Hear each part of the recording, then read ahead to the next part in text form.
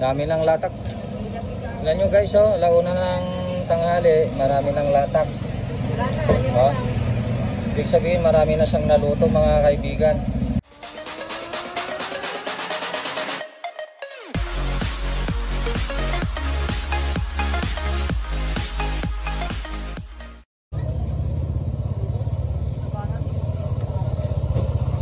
Okay, nandito tayo sa pwesto na. Check natin yung ating binili. Mga kalakay, check lang natin. Gamit natin sa negosyo. Yan. May hose, 1.5 meter. Ano to? 210. Isa. Mali, dalawa yung binili natin. 45 tsaka 38. Ito, barrel. 45 tsaka 38. Nagamitin nyo dyan. Yan yung ating bagong panghango natin sa chicken. This is how much? 187 pesos only. So yan po yung ating nabili dyan sa Ataw Department Store. Yan sa kabila. Tingnan natin yung isang nabili natin doon sa mall naman. Nandun na sa tricycle natin. Ito papakita ko sa inyo. Itong gagamitin natin na paglagyan ng marination. Ito, magmamarinate tayo dito. Ice box. Bali 45 liters po ito. Yan o, 45 liters. Kasya dito ang mga 45 kilos to 50 kilos na manok. Yan tayo magmamarinate. Kasi luma na yung mga gamit natin sa bahay, kaya bumili tayo ng bago.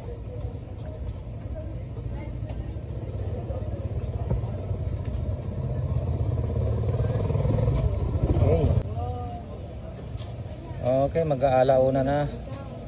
Let's go. Let's go home. Hindi pa tapos magluto si Christian, ano?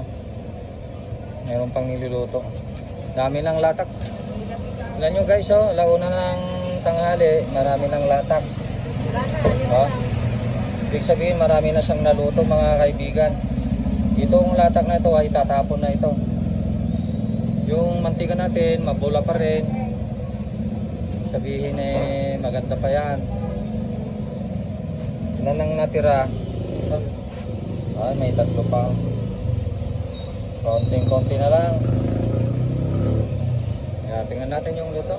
Kaya haluin mo na kapagad. Ayun. Ilaw pa. Ilaw pa. Pero maganda yung texture. Maganda maganda ang texture. Dito oh. Yun. Tingnan natin yung luto. Tignan natin.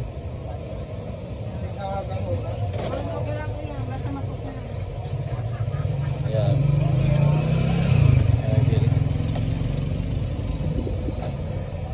Yun, may legs so.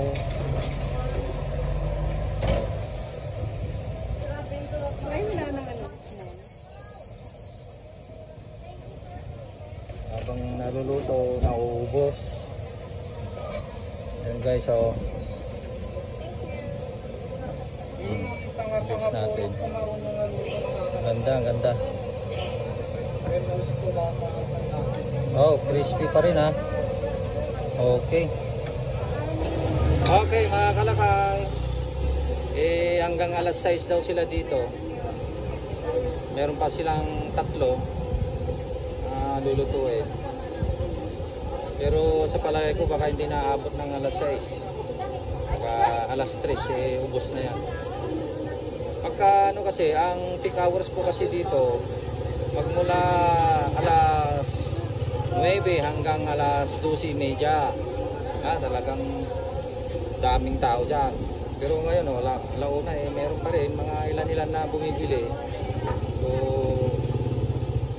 hanggang ano yan, alauna-30. Yan, at mga ilan-ilan na bibili hanggang alas 3.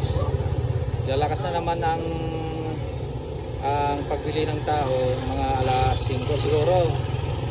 Alas 5, alas 6, yun ang malakas. Pero pauwi na sila, no? Pagka ganun ang uwian nila, may overtime po sila. Kasi hanggang alas 4 lang sila dito, Alas 4, alas 5, minsan alas 2, alas 3, pagka ubos na yung kanilang paninda. Ayun. Okay. So, mauna na kami ni Kabakad dahil magluluto pa kami. Baka umuwi na yung mga estudyante namin, guys. Yan ang ating pwesto. Kahit pa paano, marami pa rin bumibili kahit ganitong oras. Pag natapos na yung pananghalian, meron pa rin bumibili, mga kaibigan. Okay. Mga kalagay, available na po sa Shopee ang ating Calpos merchandise. Available na po ang marinated mix at ang ating breeding mix.